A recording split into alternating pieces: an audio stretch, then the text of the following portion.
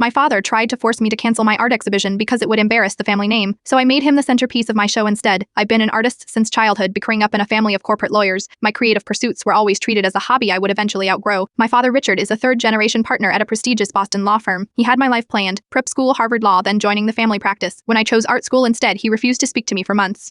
We reached an uneasy truce where he would acknowledge my career choice but constantly remind me I could come to my senses whenever ready. My mother, though more diplomatic, clearly shared his disappointment. My brother followed the prescribed path and now works alongside my father at family gatherings. They discuss cases while my artistic accomplishments are deemed unworthy of conversation. At my brother's wedding, my father gave a 15-minute speech about carrying on the family legacy, without mentioning me once. Despite this, I built a successful career as an artist exploring themes of identity and family dynamics. Last month, I received my dream opportunity: a solo exhibition at an influential New York gallery. The exhibition, titled Inheritance, explores how family expectations shape identity. It includes abstract portraits of family members and installations representing generation expectations. When the gallery sent out press releases, my father immediately called, seeing his name indirectly connected with art that airs family laundry. He demanded I cancel the exhibition, claiming it would damage the family's reputation. I explained this was my biggest career opportunity and the work wasn't explicitly about him. He dismissed my explanation, saying, "This isn't a real career milestone." He threatened financial consequences and even legal action to prevent the exhibition. The next day, my mother called not to support me but to suggest I postpone the exhibition until I could create less controversial work. She mentioned my brother's wife was pregnant and the family needed to present a united front during this important time. I realized I had been seeking approval from people who would never freely give it. With 3 weeks until the exhibition, I had a choice: dim my light to please my family or shine brighter.